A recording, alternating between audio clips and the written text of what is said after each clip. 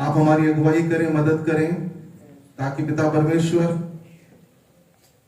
आपकी उस सामर्थ से जो महान है, अतुल्य है पिता परमेश्वर, उसके द्वारा हम अपने जीवनों को आपके सम्मुख ला सकें। हम धन्यवाद अर्पित करते हैं पिताजी पिछले सप्ताह की तमाम आशीषों के लिए, आपके अनुग्रह और दया के लिए, जिसके द्वारा हमारी सारी जरूरतें पूरी हो सकी। हम विशेष तौर से धन्यवाद देते हैं आज के इस पवित्र दिन के लिए जो आपने अलग किया हुआ दिन ठहराया है। हम आनंदित हैं पिता परमेश्वर के आपके भवन में पाए जाते हैं।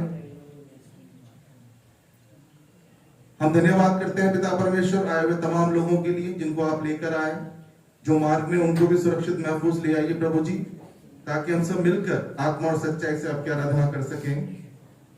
हमारा गीतों का गाया जाना, वचन का पढ़ना सुनना, भेंट दिया जाना, गवाही दिया जाना, हर एक बात पिता परमेश्वर आपके वचन के अनुसार करने में आप हमारी सहायता करें। हम हर एक उस स्थान के लिए भी प्रार्थना करते हैं प्रभु जी जहां आपके नाम से आज लोग एकत्रित हैं।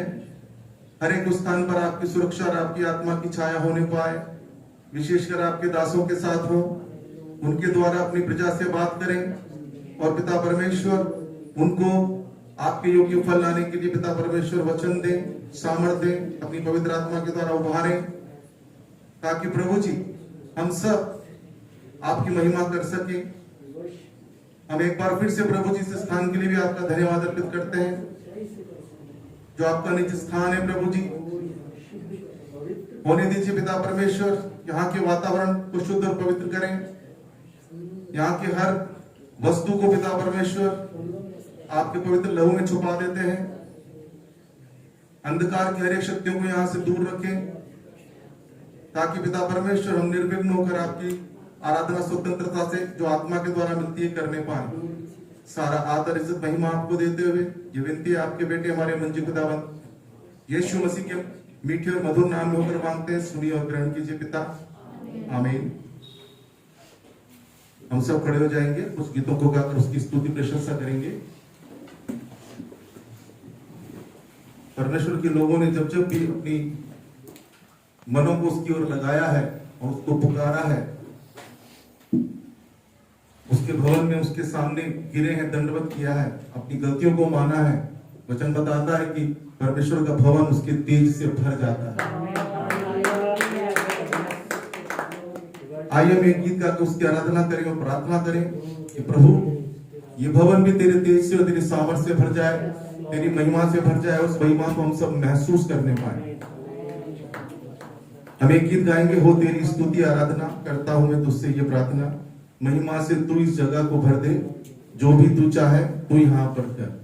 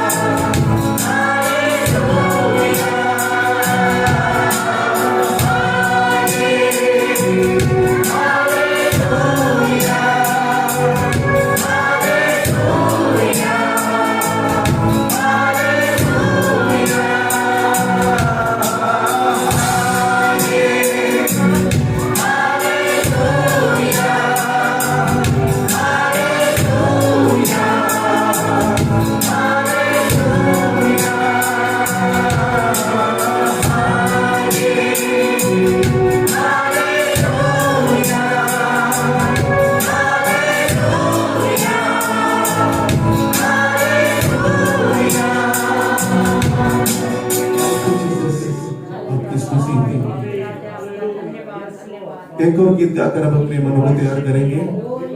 तेरी आराधना करता हूँ, तेरी आराधना करो।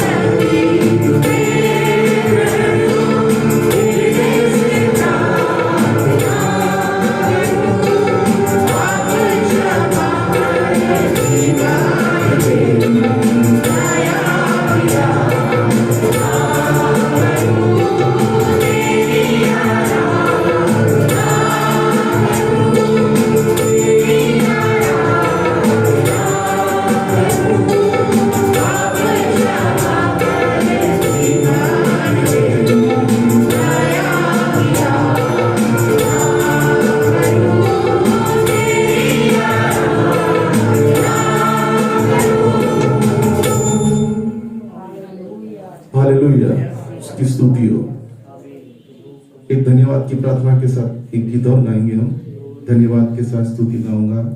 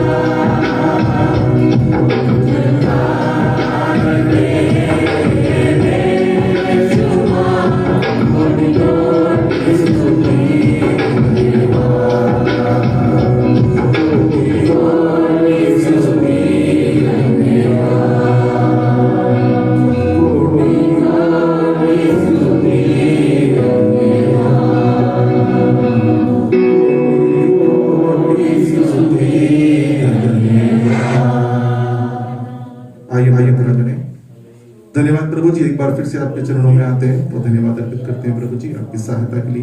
निरंतर आप अपनी प्रजा को, अपने बच्चों को देते हैं।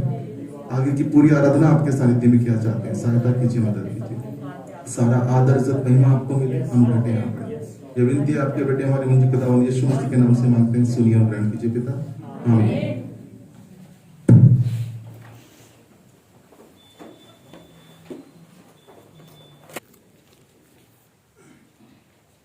भजन संहिता 58 बारी बार से पढ़ेंगे। पहले आदमी पढ़ूंगा, दूसरे आप पढ़ना। हे मनुष्यों, क्या तुम सचमुच धर्म की बात बोलते हो? हे मनुष्य वंशियों, क्या तुम सीधाई से न्याय करते हो? नहीं, तुम तो मन ही मन कुटिल काम करते हो और तुम देश में उपद्रव करते जाते हो। दुष्ट लोग जन्मते ही प्राय हो जाते हैं, वे पेट से निकलते ही झूठ बोलते हुए भटक जाते हैं। उनमें सर्प का सा विष है और वे नाग के समान है जो सुनना नहीं चाहता। और सपेरा कितनी भी निपुणता से क्यों ना मंत्र पढ़े तो भी उसकी नहीं सुनता। हे परमेश्वर, इनके मुंह में से दांत को तोड़ दे। हे यहोवा, उन जवान सिंहों की दाढ़ों को उखाड़ डाल। वे घुलकर बहते हुए पानी के समान हो जाए। जब वे अपने तीर चढ़ाए तब तीर मानो 2 टुकड़े हो जाए। वे घोड़े के समान हो जाए जो धूल में नष्ट हो जाता है, और स्त्री के गिरे हुए गर्भ के समान हो जिससे सूरज कभी न देखा। इससे पहले कि तुम्हारी हड्डियों में कांटों की आंच लगे, हरे वे जले दोनों को वे बाउंडर से उड़ा ले जाए। धर्मी ऐसा पलटा देखकर आनंदित होगा और उसके पांव दुष्ट के लहू से धोएगा। आगे एक साथ पढ़ेंगे हम। तब मनुष्य कहने लगेंगे, निश्चय धर्मी के फल है और निश्चय परमेश्वर है जो पृथ्वी पर न्याय करता है। उसने पढ़ दिया।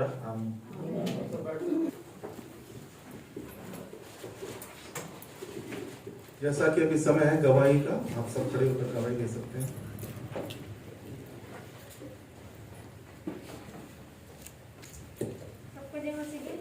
सबसे पहले मैं धन्यवाद देता हूँ। परमेश्वर ने संभाल के रखा, इसलिए कर्म से एक मरने के लिए आयत बोलना चाहता हूँ। पहला पत्रस उसका 1:13 से 21 तक। इस कारण अपने अपनी बुद्धि की कमर बांधकर और सचेत रहकर उस अनुग्रह की पूरी आशा रखो जो यीशु मसीह के प्रकट होने के समय तुम्हें मिलने वाला है। आज्ञाकारी बालकों के समान अपनी अज्ञानता के पुराने समय की अभिलाषाओं के सदस्य न बनो, पर जैसे तुम्हारा बुलाने वाला पवित्र है वैसे ही तुम भी अपने सारे चाल चलन में पवित्र बनो, क्योंकि लिखा है, पवित्र बनो क्योंकि मैं पवित्र हूँ। और जबकि तुम है पिता कहकर उससे प्रार्थना करते हो जो बिना पक्षपात हर एक के काम के अनुसार उसका न्याय करता है, तो अपने परदेशी होने का समय भय से बिताओ, क्योंकि तुम जानते हो कि तुम्हारा निकम्मा चाल चलन जो तुम्हारे बाप दादों से चला आता है उससे तुम्हारा छुटकारा चांदी सोने अर्थात नाशवान वस्तु के द्वारा नहीं हुआ, परंतु निर्दोष और निष्कलंक मेमने अर्थात मसीह के बहुमूल्य लहू के द्वारा हुआ है। उसका ज्ञान तो जगत की उत्पत्ति से पहले ही जाना गया था, पर अब इस अंतिम युग में तुम्हारे लिए प्रकट हुआ। उसके द्वारा तुम उस परमेश्वर पर विश्वास करते हो जिसने उसे मरे हुए में से जिलाया और महिमा दी कि तुम्हारा विश्वास और आशा उस परमेश्वर पर। आमीन।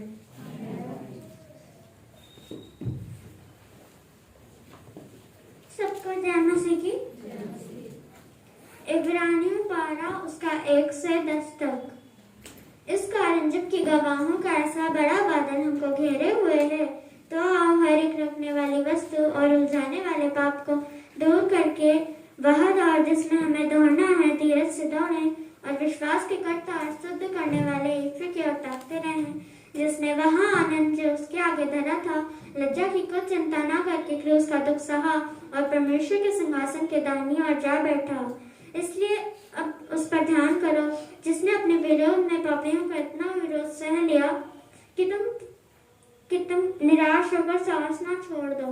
तुमने पाप से लड़ते हुए उससे ऐसी मुठभेड़ नहीं की कि तुम्हारा लहू बहा हो, और तुमको वह उपदेश जो तुमको पुत्र प्रमाण दिया जाता है भूल गए हो। हे मेरे पुत्र, प्रभु की ताना की बात ना जान, और जब वह तुझे घुड़के तो साहस ना छोड़, क्योंकि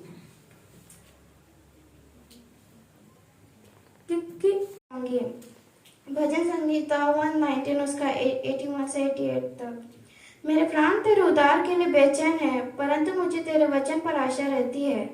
मेरी आंखें तेरे वचन के पूरे होने की बाट जोते जोते धुंधली पड़ गई है, और मैं कहता हूँ कि तू मुझे कब शांति देगा, क्योंकि मैं धुएं की कुप्पी के समान हो गया हूँ, तो भी तेरी विधियों को नहीं भूला। तेरे दास के कितने दिन रह गए हैं, तू मेरे पीछे पड़ों को कब दंड देगा। अभिमानी जो तेरी व्यवस्था के अनुसार नहीं चलते, उन्होंने मेरे लिए गड्ढे खोदे हैं। तेरी सब आज्ञाएं विश्वास योग्य हैं। वे लोग झूठ बोलते हुए मेरे पीछे पड़े हैं। तू मेरी सहायता कर। वे मुझे पृथ्वी पर से मिटा डालने पर ही थे, परंतु मैंने तेरे उपदेशों को नहीं छोड़ा। तेरी करुणा के अनुसार मुझे जिला, तब मैं अपने जी से लगाए हुए हूँ। तेरी बातों के खुलने से प्रकाश होता है, इससे भोले लोग समझ प्राप्त करते हैं। मैं मुंह खोलकर हाँफने लगा, क्योंकि तेरी आज्ञाओं का प्यासा था। जैसे तेरी रीति अपने नाम की प्रीति रखने वालों से है, वैसे ही मेरी ओर फिर कर, मुझ पर अनुग्रह कर। मेरे पैरों को अपने वचन के मार्ग पर स्थिर कर, और किसी अनर्थ बात को मुझ पर प्रभुता करने ना दे। मुझे मनुष्य के अंधेरे से छुड़ा ले, तब मैं तेरे उपदेशों को मानूंगा। अपने दास पर अपने मुख का प्रकाश चमका दे, और अपनी विधियां मुझे सिखा। मेरी आंखों से जल की धारा बहती है, क्योंकि लोग तेरी व्यवस्था को नहीं मानते। आमीन। आमीन। और कोई? सच्चा जिंदा खुदा है, तुझ पर ही भरोसा मेरा। तू है सच्चा जिंदा खुदा है, तुझ पर ही भरोसा मेरा। सेवा पूरी करके पाऊं इनाम, प्रभु ऐसा दो वरदान। सेवा पूरी करके पाऊं इनाम, प्रभु ऐसा दो वरदान। आप सबको जय मसीह की। मैं परमेश्वर का धन्यवाद करती हूँ। अपने पवित्र दिन में प्रभु ने मुझे भी संभाल के लेकर आए, इसके लिए धन्यवाद। पिछले संडे भी सोच रही थी गवाही दूं, लेकिन नहीं दे पाई, और परमेश्वर ने हम दोनों को शादीशुदा जीवन में 1 साल बढ़ा के दिया, यही बोलना चाह रही थी। और परमेश्वर के हर एक छोटे बड़े उपकार को देखते हुए, दुनिया के उतार चढ़ाव देखते हुए बहुत परमेश्वर को धन्यवाद देने को दिल करता है। जब संसार में देखते हैं तो परमेश्वर ने हम दोनों को बना के रखा, अच्छे से रखा, प्रभु की दया और सामर्थ्य से सारी जरूरतों को पूरा किया। इसके लिए महान परमेश्वर के उपकारों को याद करके धन्यवाद करती हूँ। आंटी गवाही दे रही थी, बहुत प्रभावित मैं उनकी गवाही से हुई। वास्तव में परमेश्वर के लिए कोई काम कठिन नहीं, लेकिन हर चीज का एक समय है। हमें उस समय को धीरज के साथ, विश्वास के साथ बिताना है। मैं परमेश्वर का धन्यवाद करती हूँ। कोई बात कठिन नहीं है प्रभु यीशु मसीह के लिए। हमारे लिए कठिन हो सकती है, लेकिन जो परमेश्वर पे भरोसा रखते हैं, परमेश्वर उसको संभव करके देते हैं। मैं परमेश्वर का धन्यवाद करती हूँ। मैं बहुत खुश हूँ एक बात के लिए। 2 वचन में पढ़ूंगी। यूहन्ना 15:16। तुमने मुझे नहीं चुना, परंतु मैंने तुम्हें चुना है और तुम्हें नियुक्त भी किया है कि तुम जाकर फल लाओ। परमेश्वर ने हमें चुना है, इसलिए चुना है कि हम जाकर क्या करें, फल लाएं, आत्माओं के फल हम लाएं। एक आयत और है, यूहन्ना 10:10। चोर किसी और काम के लिए नहीं, लेकिन चोरी करने, नाश करने और घात करने आता है। मैं परमेश्वर का धन्यवाद करती हूँ। मैं काफी दिनों से प्रार्थना में सबके लिए करती हूँ, लेकिन जो परमेश्वर से थोड़ा सा भी दूर चले जाते हैं, उनके लिए मेरा दिल बहुत दुखता है। प्रभु, आपका स्वाद चखने के बाद में, आपकी सच्चाई को जानने के बाद में, और जो हमसे पहले थे, हाँ, प्रभु में पहले फल थे, वो चले गए दूर, तो मेरा दिल बहुत दुखता था। किसी को बोलती नहीं थी, लेकिन अभी भी मेरे दिल में ये एक कहते हैं ना, आशा से लज्जा नहीं होती। तो वो आशा मैं उनके लिए देख रही हूँ अपनी आंखों से, कि प्रभु मैं एक दिन इस घराने को ऐसा देखना चाहती हूँ जो मुझे आप दिखाइए। मेरी आंखें परमेश्वर की ओर लगी हुई है ना। तो मैंने परमेश्वर से प्रार्थना करती थी और मुझे ये मौका मिल गया। जिनके लिए मैं प्रार्थना करती थी, आज वो हमारे मध्य में है। और प्रार्थना करने के बाद में जब मैंने देखा, उनसे मेरी बात हुई, तो मैंने उनसे सबसे पहले ये कहा, दीदी आपने परमेश्वर को नहीं चुना है, लेकिन परमेश्वर ने आपको चुना है और वो आपको छोड़ेगा भी नहीं, चाहे कुछ भी हो जाए। यूहन्ना भाग रहा था, हाँ, परमेश्वर की बातों को छोड़कर भाग रहा था, लेकिन परमेश्वर ने उसे चुना था, इसीलिए उसके द्वारा जो उद्देश्य था उसको परमेश्वर ने पूरा कराया। तो ये बातें मैंने उनको समझाई। फिर मैंने जब जीवन में उतार चढ़ाव काफी सारी बातें आती, वचन कहता है ठोकरों का लगना सहज है, लेकिन हाय उस पर जिसके कारण आती है। लेकिन हमें उन्हें हाय भी नहीं देना है चाहे किसी के कारण आए, क्योंकि परमेश्वर में सब हमारे क्या है, भाई बहन है। क्योंकि जो परमेश्वर के साथ चलता है ना, क्योंकि वचन एक जगह बोलता है शब्द तो मारता है? प्रभु यीशु मसीह से अच्छा मित्र और साथी कोई भी नहीं है। तो उनको मैंने समझाया इन बातों पे ध्यान ना दे, क्योंकि शत्रु की चालें होती है, वो यही तो चाहता है कि हमें कब परमेश्वर से पीछे हटा दे या गिरा दे। तो उनको संभालने के लिए, वचन के लिए प्रभु ने मदद किया। अभी हम लोग 3 दिन की उनके लिए फास्टिंग प्रेयर ले रहे हैं सोमवार से। तो प्रार्थना करिएगा। वचन कहता है धर्मी जन की प्रार्थना के प्रभाव से बहुत कुछ हो सकता है। मैं नहीं कहती अकेले, क्योंकि परमेश्वर के सभी लोग सारे देश के लिए प्रार्थना करते हैं, उसमें हम सभी हैं। तो हम सब प्रार्थना करें कि एक आत्मा की कीमत, जैसे परमेश्वर ने बताया, पूरे संसार से क्या है, बढ़कर है। जब हम परमेश्वर की ओर जाएंगे ना, तो वही आत्मा हमारी दाहिनी ओर खड़ी होगी और वो हमारे लिए गवाही बनेगी कि ये बहन ने मुझे संभाला या वचन सुनाया। तो हम इसी तरीके से, क्योंकि हमने यूहन्ना 15:16 में पढ़ा, ताकि तुम जाकर क्या करो, क्यों नियुक्त किया, ताकि हम जाके क्या करें, फल लाएं, और हमारा फल क्या करे, उस समय न्याय के समय बना रहे। ठीक है, तो इस तरीके से हम प्रार्थना करें। मैं आप सभी से विनती करती हूँ, मेरे परिवार के लिए, बच्चों के लिए प्रार्थना करें। और जो 3 दिन का फास्टिंग हम कल से लेने जा रहे हैं, प्रभु उसमें उन बहन को छुटकारे दे और उनकी मनोरथों को क्या करे, पूरा करे और प्रभु में स्थिर करे। आप सबको धन्यवाद। जय मसीह। सूरज में, चंद्रमा में, तारों में, आकाश में, सूरज में, चंद्रमा में, तारों में, आकाश में, महिमा महिमा यीशु को, महिमा महिमा मेरे राजा को, महिमा महिमा यीशु को, महिमा महिमा मेरे राजा को। सूरज में, चंद्रमा में, तारों में, आकाश में। आमीन। आप सबको जय मसीह की। मैं परमेश्वर का धन्यवाद करता हूँ प्रभु की हर एक आशीष अनुग्रह के लिए। परमेश्वर ने मुझको और मेरे परिवार को संभाल के रखा, मैं प्रभु का धन्यवाद करता हूँ। पिछले दिनों में मैं जब झालावाड़ जा रहा था तो एक भैया मेरे पास बैठे थे और उस दिन मैंने वास्तव में एक अलग विशेष अनुग्रह करा। मेरी भाषा में, मेरे शब्दों में परमेश्वर की एक विशेष सामर्थ्य को मैंने महसूस किया। वो बहुत ही पढ़े लिखे और बहुत ही इंटेलिजेंट लग रहे थे और मैं बाइबल पढ़ रहा था और मैं अपने बाइबल के आखिरी अध्यायों पे था, मत्ती में, और जहाँ पर मत्ती में यूँ लिखा हुआ है, तुम जाकर सारी सृष्टि के लोगों को सुसमाचार प्रचार करो, उन्होंने पिता, पुत्र और पवित्र आत्मा के नाम से बपतिस्मा दो और जो बातें मैंने तुम्हें बताई उन्हें मानना सिखाओ। मैंने बस ये करके खत्म किया और प्रभु की आत्मा ने मुझको बोला, तेरे पास एक नया नियम है, इनको दो। और बहुत ही इंटेलिजेंट और पढ़े भी लग रहे थे, लेकिन जैसे ही मैंने कहा भैया ये प्रभु के एक बाइबल का एक अध्याय है, एक नया नियम है, बाइबल की एक आधा भाग है, क्या आप इसे लेंगे? इसमें प्रभु यीशु मसीह का जन्म, उनके कार्य, उन्होंने किस तरीके से कार्य करे और वो किस तरीके से हमारे लिए संसार में मारे गए, तीसरे दिन जी उठे और एक दिन हमको लेने के लिए आएंगे। इस प्रकार से मैंने उनको बताया और वो बहुत ही अचंभा करके मेरे को इससे सारी बातों को सुनने लगे।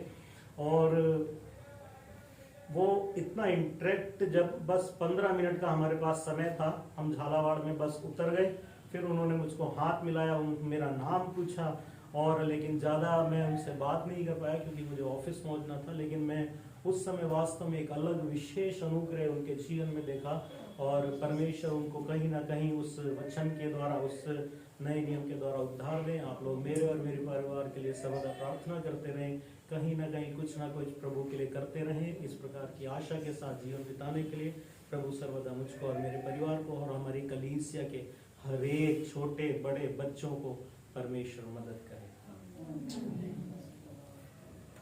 और कोई?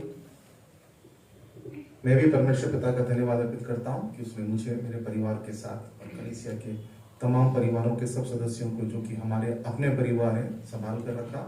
परमेश्वर के नाम की स्तुति हो। और प्रार्थना के विषय आपने सुन ही लिए होंगे अभी।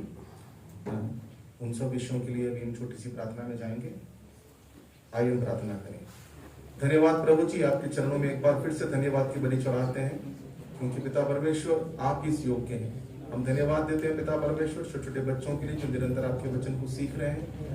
इनको अपने डीडोल में और बढ़ाएं ताकि पिता परमेश्वर सही समय पर जब इनको उस वचन की आवश्यकता हो पवित्र आत्मा के द्वारा इनको याद दिलाकर इनके जीवन को बुरे मार्ग पर जाने से बचा सके और इनकी अगुवाई कर सके। वही वचन पिता परमेश्वर हम धन्यवाद अर्पित करते हैं और प्रार्थना करते हैं मेहता बहन के लिए पिता परमेश्वर जिन्होंने आपके सामर्थ्य के द्वारा एक बुरे व्यसन को अपने जीवन से दूर किया और उसकी महिमा आपको दी प्रभु जी। आप उनके इस बंधन को फिर से उन पर आने ना देना, इस जुए को फिर से उन पर आने ना देना और उनके आसपास के लोगों को पिता परमेश्वर जो इस बुरे व्यसन से पीड़ित हैं उनको भी पिता परमेश्वर आजाद होने में सहायता मदद करना। हम प्रार्थना करते हैं उनके लिए विशेष तौर से जब अपनी बड़ी बेटी से अलग रहती है प्रभु जी, उनके मन में शांति और तसल्ली देना, हिम्मत देना कि वो पिता परमेश्वर बाकी के बच्चों को, बेटियों को, उसके नाती नातिनों को प्रभु जी संभाल सके और बुरा और उसका बेटा जहां भी काम कर रहे हैं प्रभु जी उनको भी शक्ति बल देना कि वो भी पिता परमेश्वर आपके वचन में और आपके मार्गदर्शन में आगे बढ़ते हुए अपने काम को करें। अपने परिवार के लिए जो भी आमदनी करते हैं उसका लिए आपका धन्यवाद करते हुए प्रभु जी जो भी अवसर आप उनको मुहैया कराते हैं आपके नाम की महिमा स्तुति आराधना करने में वो पीछे ना हटे। हम धन्यवाद करते हैं पिता परमेश्वर पास्टर अजित और उनकी पत्नी के लिए प्रभु जी जिनको आपने शादीशुदा जीवन में एक वर्ष बढ़ा के दिया।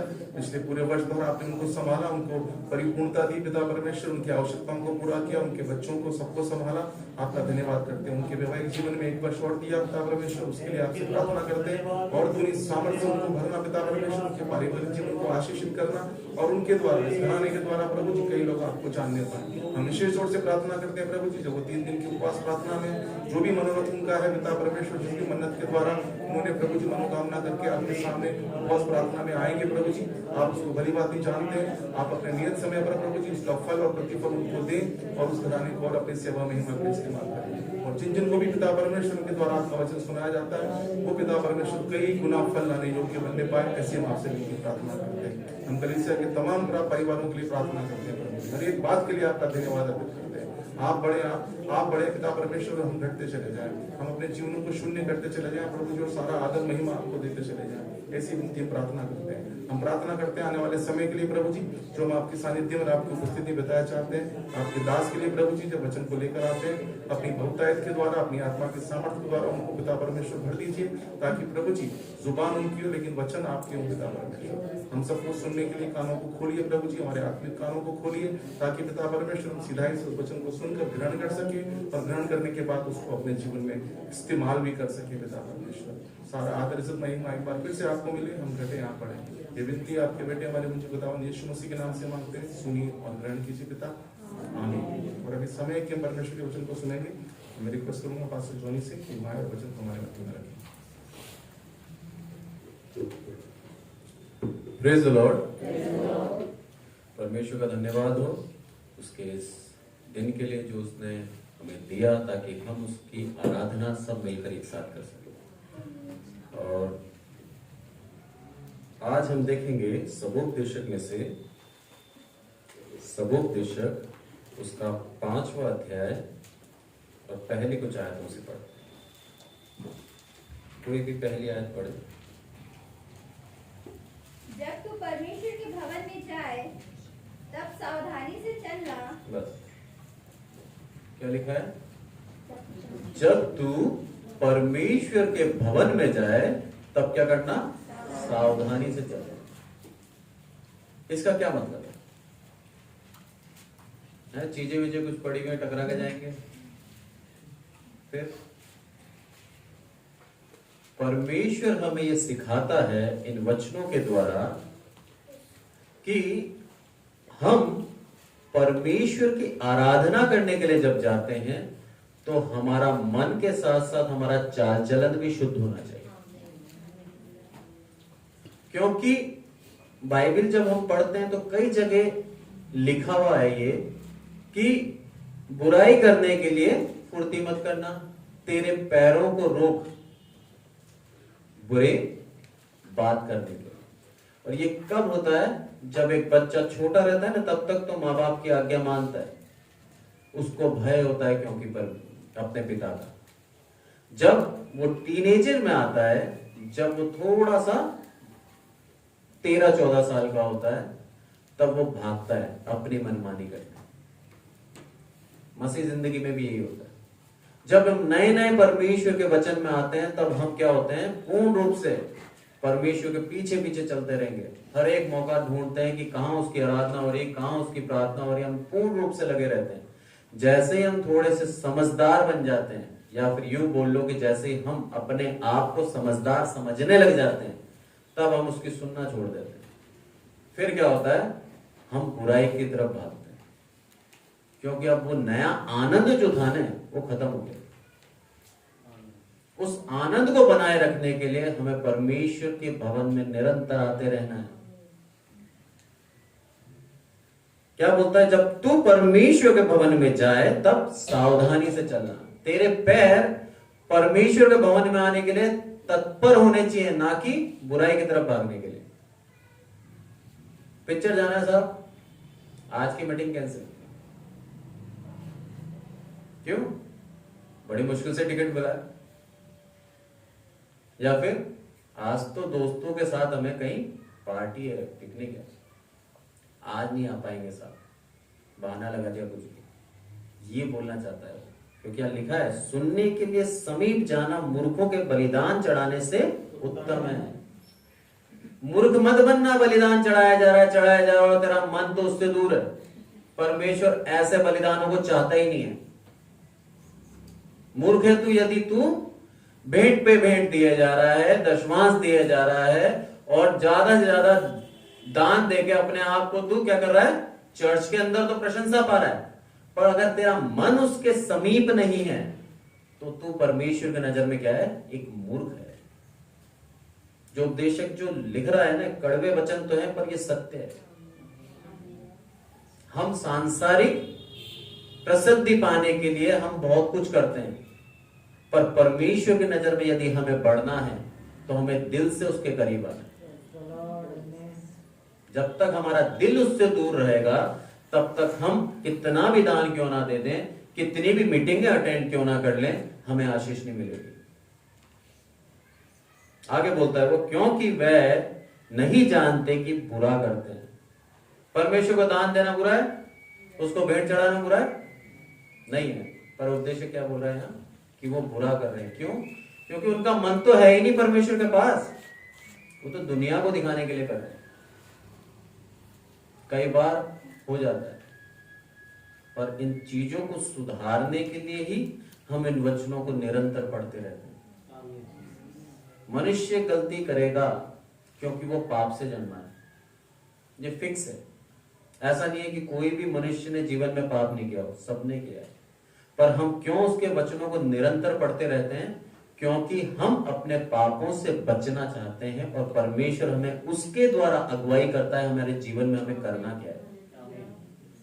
नहीं तो हम खुद अपने आप को सुधार नहीं सकते, हम खुद अपने आप को बदल नहीं सकते, पर ये वचन हमें सिखाते हैं कि हमारे अंदर क्या गलती है। तब जाके हम अपने आप को अंश अंश करके बदलते हैं, क्योंकि बिगड़ते भी हम अंश अंश करके हैं। छोटा बच्चा है मेरा जस्टिन, 5 साल का है, मैं उसको मना करता हूं अकेले घर पे मत जाना, पास में ही है, पर क्या ट्रैक्टर आता है, कभी गाय बैल है, कुछ भी है, मार दे। मम्मी से जाके क्या बोलता है, भाई जी ने छोड़ दिया मेरे को। 5 साल का है, झूठ बोला। जब उससे मैंने सुन लिया, तो मैंने उससे पूछा, बेटा क्या बोला घर पे तूने? ओ सॉरी, गलती हो गई।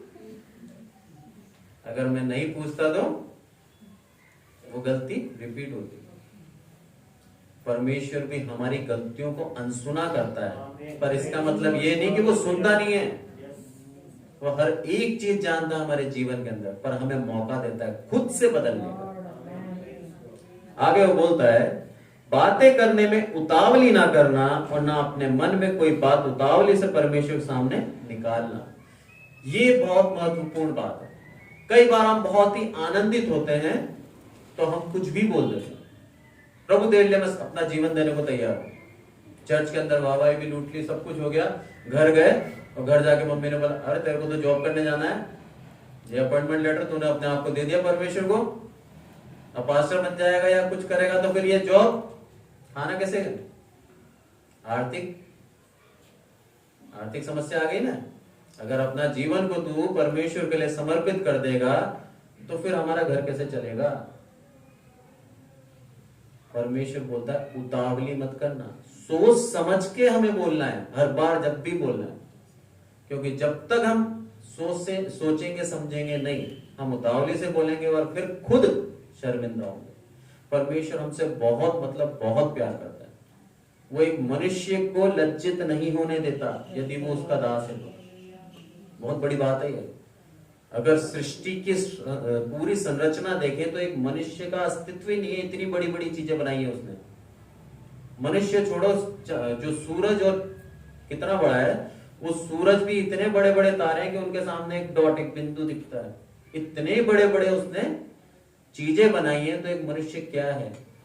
एक कण। उसके बावजूद भी उसने ये सारा ब्रह्मांड किसके लिए बनाया? मनुष्य के लिए बनाया। कितना प्यार करता है वो चाहता है हमारी बेइज्जती ना हो, वो चाहता है हम उतावली से कुछ गलत बात ना कर लें। ये चीज पे हमें ध्यान रखना है। और आगे बोलता है वो, क्योंकि परमेश्वर स्वर्ग से और तू पृथ्वी पर है, इसलिए तेरे वचन थोड़े ही हो। ध्यान रख, क्योंकि वो तू जिसके लिए बोल रहा है ना, वो कहां पर है? स्वर्ग में। हम जब एक बड़े ऑफिसर के पास जाते हैं तब कैसे बात करते हैं? पहले तो झुक के उसको प्रणाम करेंगे, उसके बाद सर प्लीज एक रिक्वेस्ट। ऑर्डर नहीं दे सकते हम उसको। ऑर्डर देते क्या? हमने बॉस को, सर कल मैं छुट्टी लूंगा, बता के जा रहा हूं, सर एक रिक्वेस्ट है कि कल मेरे को काम है और मैं नहीं आ पाऊंगा। पर परमेश्वर को हम कई बार प्रार्थनाओं में ऑर्डर दे देते हैं।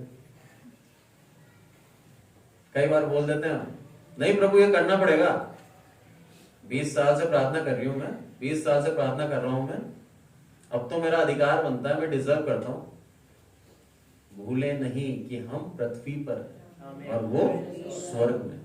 उसकी महिमा, उसका आदर का पूर्ण ध्यान रखें। हमारे वचन थोड़े होने चाहिए, हमारे वचन अधिक ना हो कि उसकी हमारी प्रार्थनाओं को सुने ही नहीं।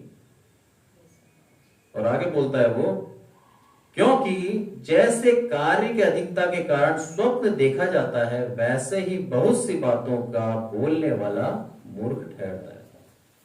जब तू परमेश्वर के लिए मन्नत माने तब उसे पूरा करने में विलंब ना करना। ये चीज मन्नतें कई बार हम मान लेते हैं। और क्यों मानते हैं? कि प्रभु ये मेरा काम हो जाए तो मैं तेरे चर्च में इतना डोनेशन दे दूंगा, या फिर मैं इतना कार्य करूंगा। जब तू मन्नत मांगता है तब उसे करना अनिवार्य है। इसी को चीज को हम व्यवस्था विवरण 23 के 23 में और पढ़ते हैं हम।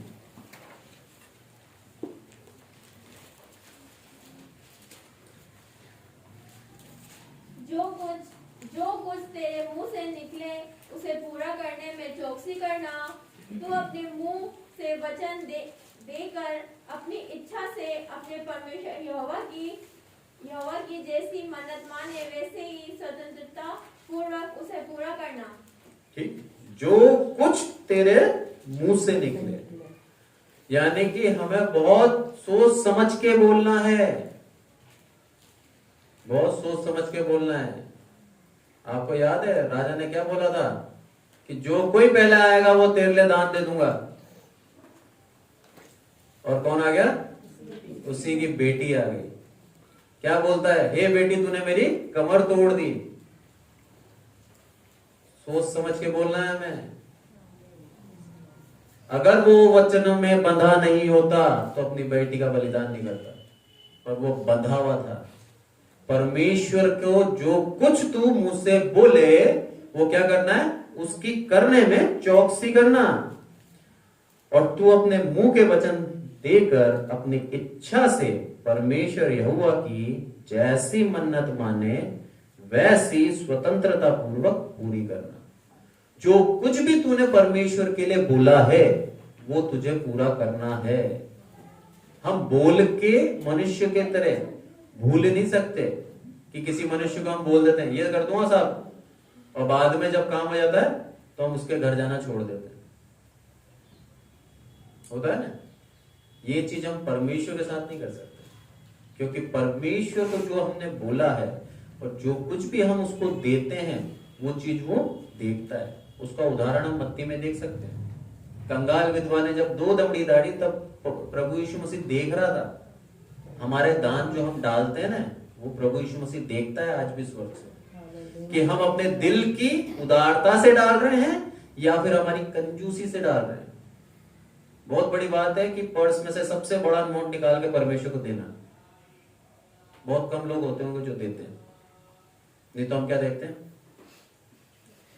समझ गए आप लोग, सबसे छोटा। परमेश्वर के पास तो सब है, उसको क्या जरूरत, पर ऐसा नहीं है। हम एक राजा के घर में जब आते हैं, जब एक परमेश्वर के घर में जब आते हैं तो हम उसको बेहतर से बेहतर दें, तब जाके वो हमको बेहतर से बेहतर देगा।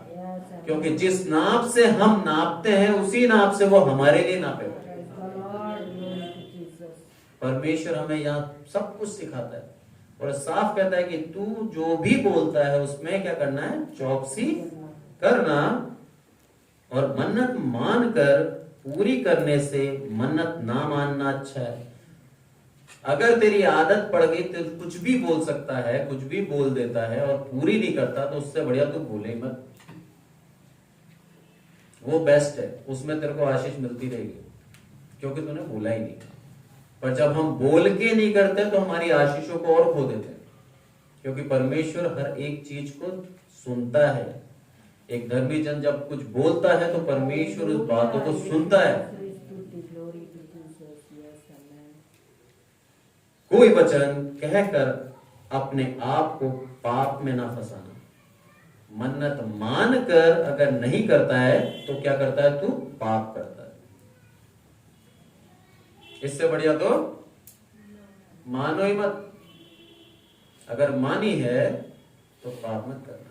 बहुत से आते हैं चर्च के अंदर, जब उनके क्या कहते हैं बच्चा बच्ची नहीं होते, प्रार्थना करेंगे और क्या बोलेंगे कि प्रभु मेरे को तो लड़का दे दे और ये लड़का मैं तेरी सेवकाई में दे दूंगा। प्रभु सुनता है, प्रभु दयालु है। जैसे अंकल कई बार बोलते हैं उसका तो फर्ज है, वो तो करेगा। उसने तो हमें जब लेपालक करके गोद ले लिया तो उसका तो एक पिता का फर्ज है, वो पिता पूरा करेगा। बच्चा आ गया, बच्चा बड़ा हो गया, अब उसको हम क्या बनाएंगे, इंजीनियर बनाएंगे साहब। सेवकाई में क्या पैसा नहीं है, कैरियर बिगड़ जाएगा। मांगते समय क्या बोला था कि प्रभु तू मुझे दे और मैं इसको कहां दूंगा, तेरी सेवकाई में दूंगा। पर ये पुराने नियम में जब ऐसा होता था तो शमूएल को दिया नहीं दिया, उनको ये वचन कंठस्थ थे कि अगर हमने परमेश्वर की मन्नत मानी है तो हमें देना जरूरी है, नहीं तो हम पाप करेंगे। और पाप की सजा आप सब जानते हैं, मृत्यु, अनंत काल की। आज हमें हमारे दिलों के अंदर से इतना उसका जो भय था ना वो खत्म हो गया। जैसे बच्चे बड़ा होता जाता है और जब वो खुद कमाने लग जाता है तब तो पूछता भी नहीं है पिता से कि मैं खरीद रहा हूं, मैं खरीद लूं। बहुत अच्छे बच्चे होते हैं जो पूछते हैं, बहुत से तो पूछते ही नहीं। मेरा पैसा है, मेरी मर्जी, जो चाहे करूं, इंडिपेंडेंट हो गया हूं। परमेश्वर नहीं चाहता। परमेश्वर चाहता है हम उसके ऊपर डिपेंडेंट रहें, पर इंडिपेंडेंट रूप से हम उसकी मन्नत पूरी करें, किसी के दबाव में नहीं। अपने दिल से जब हमने उसको माना है, उसकी जो भी मन्नत हमने मानी है तो उसको पूरा करना हमारा फर्ज है। अगर नहीं करते हैं तो हम पाप करते हैं। तो कहता है वो कोई वचन कहकर अपने आप को पाप में न फंसाना, ना ईश्वर के दूत के समान कहना कि ये भूल से हुआ, और परमेश्वर क्यों तेरा बोल सुनकर अप्रसन्न हो। ऐसे मत कहते ना भूल से हो गया साहब, गलती से निकल गई, ये नहीं बोलना है। क्योंकि ये हम बातों से हम क्या कर देते हैं, परमेश्वर को अप्रसन्न कर देते हैं। अभी तो हमने कार्य करे ही नहीं, अभी तो सिर्फ हमारे मुंह के वचन हैं, इन्हीं से हम उसको अप्रसन्न कर रहे हैं। हमारे जो पाप करते हैं वो तो बहुत दूर की बात है। इसलिए जो हमारी जीव है ना, ये हमको स्वर्ग में भी पहुंचा सकती है, नरक में भी डाल सकती है। अपने पापों का अंगीकार करके हम प्रभु यीशु मसीह को उद्धारकर्ता करके ग्रहण करते हैं, अंगीकार करते हैं, तो हम स्वर्ग राज्य में जा सकते हैं उसके अनुग्रह के द्वारा। पर यदि हम अपने कार्य बुरे करने के बावजूद भी हम क्या करते हैं, अंगीकार नहीं कर रहे और बोलते हो रहे हैं कि गलत क्या करा साहब, क्योंकि सारी दुनिया कर रही है, हमने कर लिया तो कौन सा पाप हो गया। ये जो डेफिनेशन हमारे दिमाग में फिक्स है कि सब करते हैं तो हम भी कर सकते हैं, ये गलत है। मेरे को याद है सैमसर एक लेडी के पास गए थे, उस लेडी के काम सर से परिचित थे और जानते हैं कि वो क्या किस स्थिति में है और लास्ट स्टेज पे थी। सर ने एक ही चीज बोला, अपने पापों से पश्चाताप करो और जो भी जीवन में गलत करा है परमेश्वर से माफी मांगो। क्या जवाब था मालूम है? मैंने गलत क्या करा है वो बताओ मुझे। अरे मनुष्य के सामने ही हम अंगीकार नहीं कर रहे, जिसके सामने हमने गलती करी उसी के सामने हम उसको नहीं मान रहे, तो परमेश्वर के सामने कैसे मानेंगे? आज मेरे सामने से कोई सामान उठा के ले जा रहा है, मैंने देख लिया कैमरे के अंदर, साहब चोरी करी इसने, मैंने देख भी लिया, और वो बोले नहीं मैंने तो नहीं करी। यही करते हैं हम परमेश्वर के साथ, गलती करते हैं, अंगीकार करने में शर्म आ रही है कि हमने माफी मांग ली थी, अब दोबारा हो गई गलती से। अंगीकार करेंगे तो खुद की नजरों में गिर जाएंगे। पर प्रभु क्या है, बहुत दयालु है। पुराने नियम में परमेश्वर क्रोधित हो जाता था तुरंत और मौके कम मिलते थे, पर नया नियम आ चुका है हमारे पास। प्रभु यीशु मसीह क्या बोलता है कि 7 गुना 70 बार माफ करो। इतना तो हमें आज्ञा देता है वो कि हम अपने अपराधियों को इतनी बार माफ कर सकते हैं, तो वो कितना दयालु है सोचो। हमारी हर एक गलती को माफ करने के लिए तैयार है। हम हमारे वचनों से उसको अप्रसन्न ना करें, हमारे वचन थोड़े हों और हमारे वचन परमेश्वर को प्रिय हों, तब जाके हम उसको प्रसन्न कर सकते हैं। और आखिरी में क्या बोलता है वो, और तेरे हाथों के कार्य को नष्ट करे। ये हो जाएगा यदि तू उसको अप्रसन्न करेगा तो क्या हो जाएगा, जो कार्य तू करेगा उसको वो नष्ट कर देगा, तो तेरे जीवन के अंदर सफल नहीं हो पाएगा। कितनी सी बात, जो मन्नत मानी वो मन्नत पूरी ना करी और हमारे कार्य को वो नष्ट कर देगा, असफल कर देगा। कितनी बड़ी बात हो जाती है, हमारे वचनों के अंदर हम फंस जाते हैं। तो सोच समझ के बोले और उतावली से ना बोले, क्योंकि सपनों की अधिकता के से व्यर्थ बातों का बहुतायत होती है, परंतु तू परमेश्वर का भय मानना। ज्यादा स्वप्न देखेगा तो उल्टा सीधा तेरे दिमाग में आता रहेगा, पर तुझे क्या करना है, परमेश्वर का भय मानना। परमेश्वर का भय जब हम मानते हैं तो हम गलत काम नहीं कर सकते। हमारा विवेक हमें तुरंत बोधित कराएगा, कुछ उठाने से पहले, कुछ करने से पहले दिमाग में आएगा, देख रहा है ऊपर, नहीं कर सकता, क्योंकि परमेश्वर देख रहा है। सैमसर की एक बात याद आई मेरे को, वो अमेरिका से आए और कन्वेंशनों के बाद इंडिया में भी कई कन्वेंशन करे उन्होंने एक बात बोली चर्च में, कि मैं एक चर्च में था और वहां पर मुझे पास्टर ने बताया कि कई बार कन्वेंशन वगैरह में जब भीड़ ज्यादा आती है तब चंदे की प्लेट में से लोग बाग डालते 50 है, निकालते ज्यादा है। बोला पाप हो जाता है उनसे। सर ने बोला ठीक है, सुन के आए। हमारे चर्च स्टेशन वाले में क्या कर दिया, जो कोई भी गरीब है, जो कोई भी जरूरतमंद है, वो चंदे की प्लेट में से निकाल ले जितना चाहता है। ओपन सबको छूट देती है। क्यों? पाप नहीं होना चाहिए तुमसे। जब प्लेट सामने आ रही है, 500-500 के नोट पड़े हैं, 100-100 के नोट पड़े हैं, तुम्हारे को देख के उसको लालच से अगर तुम कुछ उठाते हो ना, तो बिशप ने पहली परमिशन दे दी। अब तुम्हारे जो उठाने से तुम्हारी चोरी को उसने क्या कर दिया? एक सिंपल कार्य कर दिया। नहीं तो परमेश्वर के दान से तुम चोरी कर रहे थे, बहुत बड़ी बात है। नॉर्मल इंसान के चुरा लो अलग बात है, परमेश्वर के दान से चुराना छोड़ेगा नहीं वो। वचनों से हम बंध जाते हैं तो अप्रसन्न हो जाता है, तो उसके दान में से उठाना। पर ये चीज मैंने जब सुनी तो मैंने कहा देखो कितना बड़ा दिल है हमारे बिशप साहब का, कि उस चोरी को, उस पाप को उन्होंने एक बार में खत्म कर दिया। कि हो सकता है हमारे कन्वेंशन में भी कोई कर ले, कभी कुछ हो जाए, कैसे लोग आए बाहर से, अगर ऐसा होता है तो वो पाप ना गिना जाए उनका।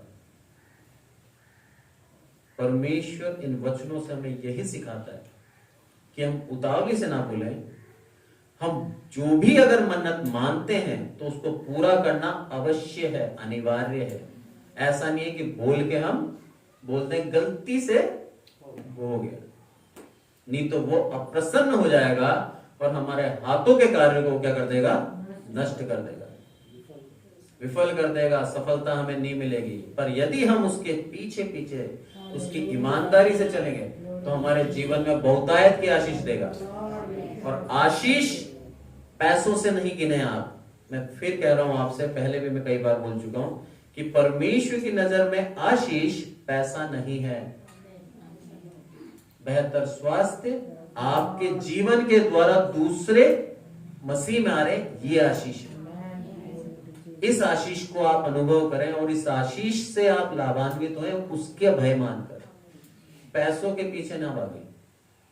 अपने जीवन को इस तरह से तैयार करें कि आपके जीवन को देखकर आप एक जीवती गवाही हो जाएं और लोग बाग आपको देखकर परिवर्तित। परमेश्वर का बहुत बहुत धन्यवाद इस छोटे से वचनों से। Praise Lord.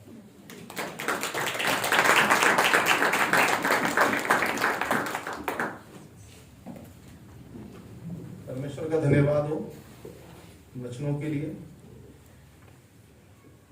क्योंकि ये वचन इसीलिए लिखित रूप में हम तक पहुंचाए गए हैं ताकि उनके द्वारा हमको लाभ पहुंचे। और जैसा पिछले हफ्तों में हमने उपदेश और आदेश उनके बारे में सुना था, आज भी हमने सभो उपदेशक में से पढ़ा है। सभा को जो उपदेश दिए जा रहे हैं यहाँ पर ना, समझ में आ रही है बात। और मुख्यतया उसमें हमने यही देखा कि हम यहाँ जब आते हैं भवन में तो हम अपनी चौकसी करें, आते और जाते समय भी।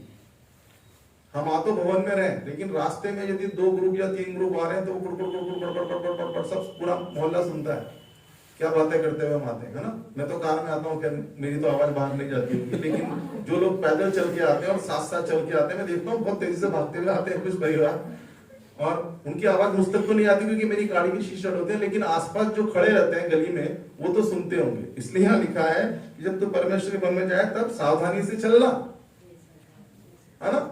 हमारी वार्तालाप, क्योंकि सबको मालूम है हम कहाँ जा रहे हैं, और यहाँ से निकल के जाते हैं तब सबको मालूम है कहाँ से आ रहे हैं, सबको मालूम है ना। बस्ती में, चौराहे पे सब पहचानते हैं आपको और मुझे कि हम कहाँ जा रहे हैं और कहाँ से आ रहे हैं। रविवार को तो, बाकी दिनों की बात नहीं हो रही है। तो मुख्य बात वही है कि हमको सावधानी से चलना है, यहां आते वक्त भी, यहां से जाते वक्त भी। और जब भवन में आते हैं तो एक बात का मुख्य ध्यान रखना है, जिसकी ओर पास्टर जोनी ने आपका ध्यान आकर्षित किया है। सुनने के लिए आना, अधिक से अधिक अपने कानों का इस्तेमाल सुनने के लिए करें और अपनी जुबान को बोलने के लिए कम समय दें, क्योंकि बोलने का काम खतरा है। जो भी बोलता है, यदि मैं बोलता हूं वो बोलते तो हमारे लिए भी खतरा है वो, क्योंकि हमें भी उसी के अनुसार उन बातों की चौकसी करनी पड़ेगी। यही वचन की सच्चाई है। लेकिन हम गवाही में या दूसरी बातों में या वचन में किसी भी तरीके से जुबान को इतना खोल देते हैं जो परमेश्वर की दृष्टि में क्या है, इस सबोपदेशक के हमने 5 अध्याय में पढ़ा, इन बातों को उतावली ना करना, सोच समझ के बोलना। जो भी मन्नत मांगे, माने या परमेश्वर से जो भी प्रॉमिस करे, ये सारी बातें मिलकर के जो जा रही है ना, वो गवाही टेस्टिमनी की तरफ ही जा रही है। सिस्टर सुनीता ने भी कहा, हाय उन पर जिनकी वजह से ठोकर लगे, क्योंकि कई लोगों को हम अपनी बातों से, अपनी जुबान से, अपनी गवाहियों से, अपने आप को धर्मी दिखाने के द्वारा ठेस पहुंचा देते हैं। और ये सारी बातें किसके द्वारा होती है? जिससे हम बोलते हैं। मेडिकल साइंस ने इस बात को प्रूव किया है। कल एक कोटेशन मॉरिसन ने पोस्ट किया था, बहुत अच्छा, हिंदी में मैं आपको बता रहा हूं। जुबान ही एक शरीर का ऐसा अंग है जो सबसे जल्दी चंगा हो जाता है। यदि यहां इंजरी हो, चोट लगे, जुबान पे कट लग जाए, कुछ हो जाए, कोई दवा नहीं लगानी पड़ती, कुछ नहीं करना पड़ता, सबसे कम समय में अपने आप ठीक हो जाती है ना। ये मेडिकल साइंस ने प्रूव किया है। लेकिन इस जुबान के द्वारा जो चोट पहुंचाई जाती है ना, उसको मेडिकल साइंस भी सालों तक ठीक नहीं कर पाती। समझ में आ रही है बात? इसलिए जुबान का इस्तेमाल बहुत तरीके से करें, और परमेश्वर की संगति में तो सुने ज्यादा, अपने इन अंगों का इस्तेमाल ज्यादा करें, इसका इस्तेमाल कम करें। यही नहीं, बाहर भी, क्योंकि जितना ज्यादा हम बोलेंगे उतना ज्यादा लोग हमको परखने की कोशिश करेंगे, हमको चेक करेंगे, मीटर लगाएंगे, टेस्टर लगाएंगे। हाँ, इसलिए बोला था ना, इसमें करंट आ रहा है कि नहीं आ रहा, इतना देखो। समझ में आ रही है बात? मेरे साथ निकालिए प्रकाशित वाक्य, उसका 12वां अध्याय और उसका आखिरी पद, 17वां पद।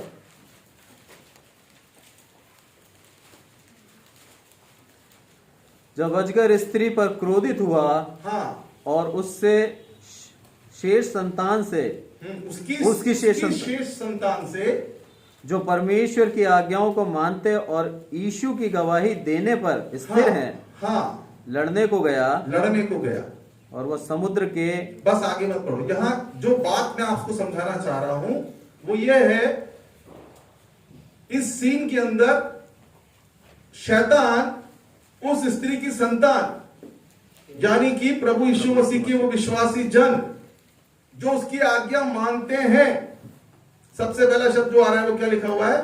जो उसकी आज्ञा मानते हैं और गवाही देते हैं। गवाही देने का अधिकार या गवाही के अंदर वही बात बोलनी चाहिए जो आज्ञा के द्वारा हमने मानी है। समझ में आ रही है बात? पास्टर जोनी ने कहा, हम चर्च में धर्मी बनने के लिए गवाही दे देते हैं, दिखाने के लिए दान दे देते हैं, पंखा दे देते हैं, पंखे पे लिखवा देते हैं सप्रेम भेंट BK Daniel, reverend BK Daniel द्वारा, ताकि जब जब भी लोग पंखे की हवा खाएं बीके डैनियल को याद करें। ये तुरही बजाना है, ये अपने आप को धर्मी दिखाना है। लेकिन यदि आप आज्ञाओं को मानते हैं तो गवाही तो अपने आप बन गई। जहां आप काम कर रहे हैं, चर्च में आ रहे हैं, चर्च से जा रहे हैं, रास्ते में आ रहे हैं, रास्ते में जा रहे हैं, ड्यूटी पर हैं, पड़ोस में हैं, जहां रहते हैं वहां अपने आप गवाही बन गई। किसके द्वारा? आज्ञाओं को मानने के द्वारा। आज्ञाओं को मानने के लिए बोलने की जरूरत नहीं है, सुनने की जरूरत है। समझ में आ रही है बात? इसलिए कम बोले, सुने ज्यादा, एक्शन ज्यादा करें, अपने आप दिखेगा, अपने आप दिखेगा। हाँ, पौल जो कलीसिया को सताता था वो सब देखते थे, और जब वो उद्धार में आया उसकी गवाही क्या बनी? उसने कलीसिया को सताना छोड़ दिया, वो भी सबको दिखाई दे रहा है। पतरस, शमौन और दूसरे चेले जो मछली पकड़ने वाले थे, मछलियां पकड़ा करते थे, उनको अपने कपड़ों को, वस्त्रों का भी ध्यान नहीं होता था, नंगे धड़ंगे घूमते रहते थे। अब वो सब वस्त्र पहन रहे हैं, प्रभु यीशु मसीह की शांति की बातों को दे रहे हैं, लोगों को तसल्ली दे रहे हैं, लोगों को चंगाई दे रहे हैं, सबको दिख रहा है। उन्होंने कभी खड़े होकर गवाही नहीं दी। उन्होंने एक बात की गवाही दी, ये जो मारा गया ये मसीहा है। लेकिन उन्होंने अपने कामों की कभी गवाही नहीं दी, या उनके जीवन में जो बदलाव आया उसकी भी गवाही नहीं दी, क्योंकि वो काम करते रहे जो प्रभु से सुना था, जो आज्ञा यीशु मसीह ने उनको दी थी, उनको पालन करते रहे। गवाही अपने आप बनती गई, बनती गई, बनती गई।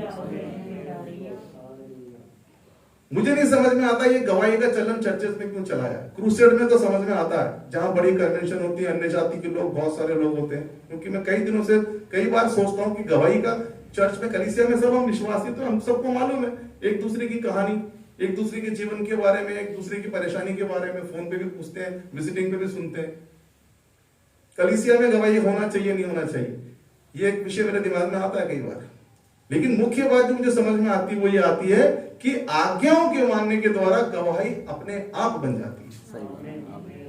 प्रभु यीशु मसीह की गवाही या तो दूसरा दे, परमेश्वर ने स्वयं गवाही दी, मेरा प्रिय पुत्र है, तुम इसको बोलो नहीं, तुम इसकी सुनो। सुनने के लिए प्रभु भी गवाही दे रहा है, ये मेरा प्रिय पुत्र है, इसकी सुनो, इसकी सुनो। लेकिन हम अपनी सुनाते हैं गवाही में, अपनी सुनाते हैं, है ना, कहानी की तरह लंबी कर देंगे और फिर क्या हो रहा है मालूम ही नहीं है। लेकिन प्रकाशित वाक्य में वो शत्रु उन लोगों से लड़ने के लिए आ रहा है, वो गवाहों से लड़ने नहीं आ रहा है। बाद में गवाही की बात, तो पहले किससे लड़ेगा? जो उसकी आज्ञाओं को मानते हैं और उसकी गवाही किसके अनुसार देते हैं भैया? आज्ञाओं के अनुसार ही तो गवाही देते हैं ना। प्रभु तेरी ये आज्ञा थी, मेहता बहन ने बोला, मैं जब ये चीज में खाती थी गंदी चीज, प्रभु की आज्ञा कहेंगे वो दिमाग में, पवित्र हूं, तुम भी पवित्र बनो। कुछ न कुछ गंदगी तो अपने जीवन से छोड़े, 50 साल लग गए, लेकिन प्रभु का शुक्र हो, इस बात की गवाही तो समझ में आती है। लेकिन अब जब ये नहीं खाएंगे, इनके स्तर को पता लग गया, जैसा उन्होंने बोला, भाभी हमको तो खिला दो, उन्होंने कहा नहीं, अब वो गवाही अपने आप बन रही है वहां। ये चर्च में दे या ना दे, इनके रिश्तेदारों को जिनके साथ संगति करके ये खाती थी, पीती थी, जो भी करती थी, मुझे नहीं मालूम क्या वसन छोड़ा है, प्रभु जानता है या ये स्वयं जानती है, लेकिन वो गवाही वहां बन रही है, वो वही अपने आप लोगों पर प्रभाव डालेगी। ये जरूर कह सकते हैं कि हाँ, प्रभु के वचन के द्वारा मैंने ये बात जानी कि मुझे ये चीज नहीं खानी चाहिए, ये गवाही चर्च में देने योग्य है। कुल मिला के बात वही आ जाती है कि हम जल्दबाजी ना करें, उतावली ना करें, सुनने में अधिक समय बिताएं, तसल्ली से सुने, बोलने में कम से कम अपनी जुबान का इस्तेमाल करें, क्योंकि ये वो अंग है जिसके बारे में भजन संहिता, सब नीति वचन, सब उपदेशक, श्रेष्ठ, सब चीज जगह भरा पड़ा है कि ये सबसे खतरनाक चीज है ना। ये बोल के अंदर चली जाती है, टूटते क्या है? 32 पहरेदार है इसके, 32 सिक्योरिटी गार्ड्स। बोला ये तो गई अंदर, इसको कुछ नहीं होता, या तो गाल फटता है, या ये लाल होता है, या दांत टूटते हैं, या सर फूटता है। कितनी खतरनाक है, छोटा सा अंग है। तो सावधानी बरते। परमेश्वर का धन्यवाद हो इन वचनों के लिए। आने वाले समय में इन बातों को और तल्लीनता से समझते हुए अपनी गवाही, अपने हर एक आचरण पर दृष्टि रखें, जैसा उसमें लिखा है, जब उसके भवन में जाओ सावधान रहो, और जब भवन से निकल के जाओ तब भी सावधान रहो। यानी हर समय सावधान रहना है हमको। और जब हम सावधान रहेंगे, सुनेंगे, ज्यादा कम बोलेंगे, वचन के अनुसार बोलेंगे, वचन के अनुसार करेंगे, गवाही अपने आप बनती चली जाएगी। आमीन। आइए हम प्रार्थना करें। धन्यवाद प्रभु जी, एक बार फिर से आपके चरणों में आ जाते हैं और धन्यवाद अर्पित करते हैं प्रभु जी। आप जिस सीधाई से हमसे बात करते हैं अपने वचनों के द्वारा, उस सही समय पर सही वचन के द्वारा प्रभु जी लोगों को सिखाते हैं, हम आपका धन्यवाद अर्पित करते हैं। होने दीजिए पिता परमेश्वर, हम सब अपने अपने स्थानों पर जहां भी हम रहते हैं, काम करते हैं, जाते हैं, आते हैं, उठते बैठते हैं, चलते हैं सड़क पर, हर जगह प्रभु जी आपकी आज्ञाओं को सुनते हुए, उनके अनुसार आचरण करते हुए आपकी जीवित गवाही बना दे पिता परमेश्वर, ताकि प्रभु जी लोग देखें और उस परिवर्तन को देखकर समझें कि यह अद्भुत है। और ये अद्भुत सिर्फ और सिर्फ मसीह यीशु के नाम को जानने और उसको स्वीकारने और उसको पालन करने के द्वारा ही हुआ है। होने दीजिए पिता परमेश्वर, ऐसी आशीष से सब भर जाएं, और ताकि पिता परमेश्वर आपके योग्य फल ला सके। आगे की आराधना आपके सानिध्य में किया चाहते हैं। पास्टर जॉनी के लिए, पास्टर अजीत के लिए, हर एक पासवान के लिए आपसे प्रार्थना करते हैं प्रभु जी, आप बहुतायत की आत्मा की सामर्थ के द्वारा उनको इस्तेमाल करें, उनके परिवारों की आवश्यकताओं को पूर्ण करें, और पिता परमेश्वर उनको अपनी वचन से शेयर करके अपनी कलीसिया में बांटने के लिए सहायता मदद करें। सारा आदर इज्जत महिमा आपको देते हुए ये विनती आपके बेटे हमारे मुझे खुदावंद यीशु मसीह के नाम से मांगते हैं, सुनिए और ग्रहण कीजिए पिता, आमीन। और अभी समय है कि हम अपनी भेंटें परमेश्वर को अर्पित करेंगे। उस समय हम एक गीत गाएंगे, तेरे बिन में कुछ नहीं।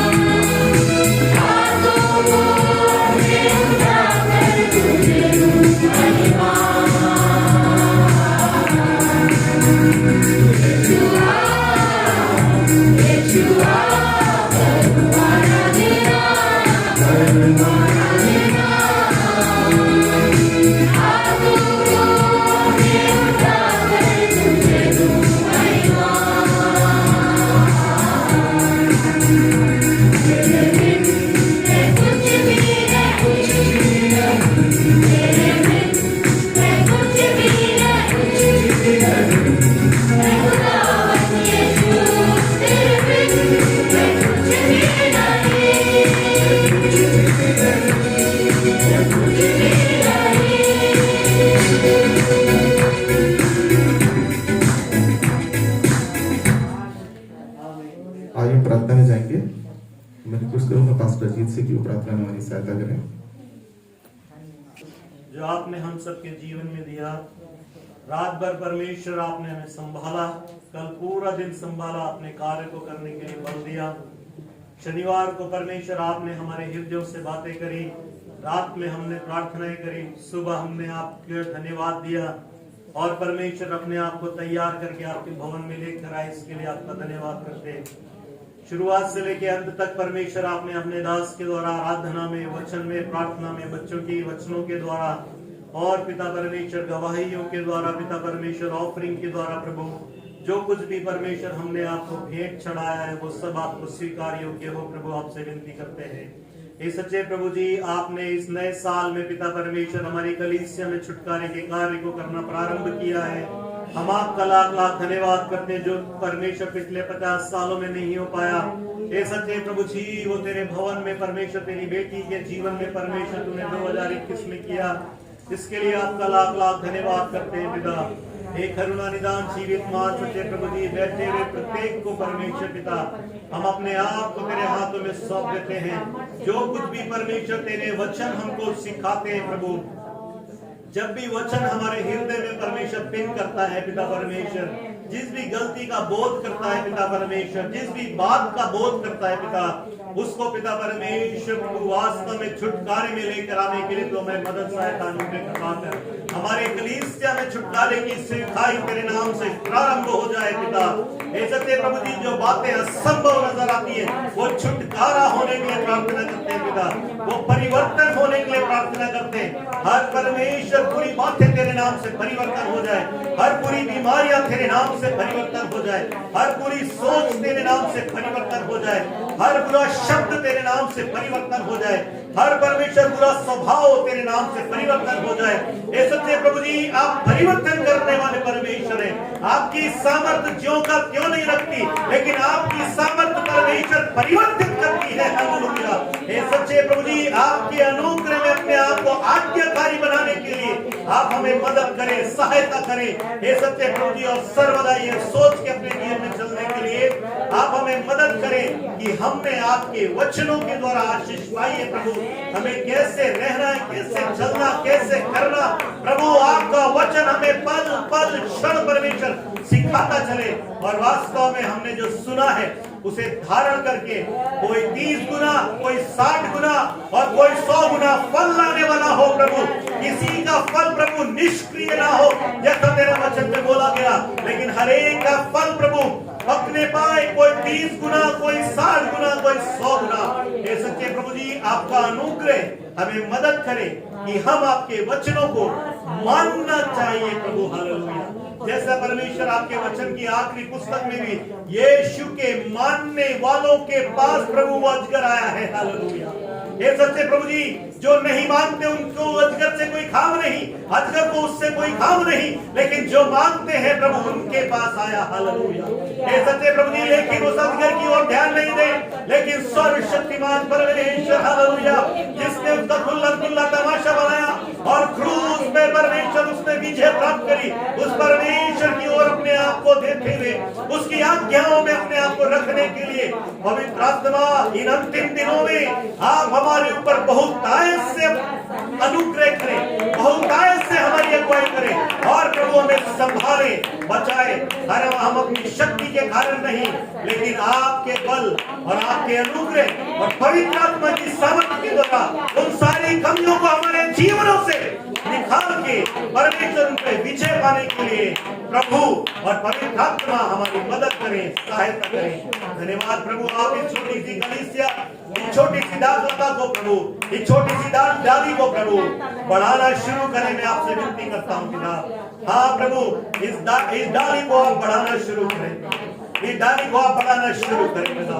सकतपुरा में बढ़ाना शुरू करें, नानका में बढ़ाना शुरू करें, पुरानी में बढ़ाना शुरू करें। हे सच्चे प्रभु जी, हर तरफ बढ़ाना शुरू करें। हे सच्चे प्रभु जी, हमारी सीमाओं को बढ़ाना शुरू करें प्रभु, आपसे विनती है। और परमेश्वर आपके खोए हुए लोगों को, खोई हुई भेड़ को आपके भवन में आने के लिए मदद करें। जो सिस्टर हमारे पीछे परमेश्वर हमारे भवन में पहले आया करती थी पिता, जो संतान के लिए आया करती थी पिता, उनके हृदय से तू बात कर, उनके पति के हृदय से तू बात कर प्रभु, उनसे तू बात कर। और प्रभु तू उन्हें यही आशीष देगा, मैं विश्वास करता हूँ वो यहाँ पर ही आशीष पाएंगे। मैं विश्वास करता हूँ प्रभु, तू उनसे बातें कर। हर एक जो हमारे भवन में आया और गया, उन सब के लिए प्रार्थना करते हैं प्रभु, तू उन्हें वापस से बटोर, क्योंकि तेरा वचन बोलता है कोई सा भी टुकड़ा फेंका न जाए, सारे बटोर लो और टोकरियों को भर दो। किसी को भी तुम हालेलुया और किसी को भी तुम कमजोर न समझो, सारे टुकड़ों को बटोर लो, सारे टुकड़ों को बटोर लो। जाओ बटोर लो, मैं तुम्हें आज्ञा देता हूँ, बटोर लो, बटोर लो, मैं तुम्हें आज्ञा देता हूँ। हालेलुया। हे सच्चे प्रभु जी, तेरा धन्यवाद, तेरा अनुग्रह, तेरी कृपा तेरी प्रजा पे हो जाए। हालेलुया। और जब वो बटोरे गए बिना, हमारी सामर्थ्य से बाहर हो गया, हमारी शक्ति और सुनने से बाहर हो गया। एक दिन नहीं, दो नहीं, तीन नहीं, चार नहीं, पूरे 12 ठोकरे भरे गए हैं। हालेलुया। हे सच्चे प्रभु जी, हे सच्चे प्रभु जी, तू किसी को खोना नहीं चाहता प्रभु। हे सच्चे प्रभु जी, हर एक को बटोरने के लिए तू हमारी सहायता कर और हर एक परमेश्वर फेंका हुआ टुकड़ा तेरे भवन में आ जाए। मैं तुझसे विनती करता हूँ पिता, जिसे संसार फेंकता है तो उसे बटोरता है। तेरा धन्यवाद करते हैं। हालेलुया।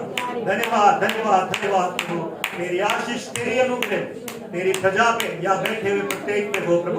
गौरी पास्टर के द्वारा जो वचन हमारे तक पहुंचा प्रभु, तेरे दास के द्वारा जो वचन हम तक पहुंचा प्रभु, आराधना के गीत जो हमारे तक पहुंचे प्रभु, उन सबको सुनकर तेरे अनुग्रह में आने वाले दिनों में अपने आप को बलवंत करें। और प्रभु इन संसार में जलते हुए दीपकों की नई नजर आने के लिए प्रभु सर्वदा हमारी मदद करें। धन्यवाद प्रभु, आपने हमारी प्रार्थना सुनी। विश्वास की प्रार्थना मसीह यीशु के नाम मांगते, सुनिए और ग्रहण कीजिए पिता। आमीन। हमारे प्रभु यीशु मसीह का अनुग्रह, परमेश्वर पिता का प्रेम और पवित्र आत्मा की सहभागिता और संगति हम सबके साथ और संसार के प्रत्येक विश्वासी जन के साथ और विशेषकर इस कलीसिया के छोटे बड़े सदस्य के साथ अब से लेकर सर्वदा तक होती रहे। आमीन। प्रभु आप सबको आशीष दे। इस हफ्ते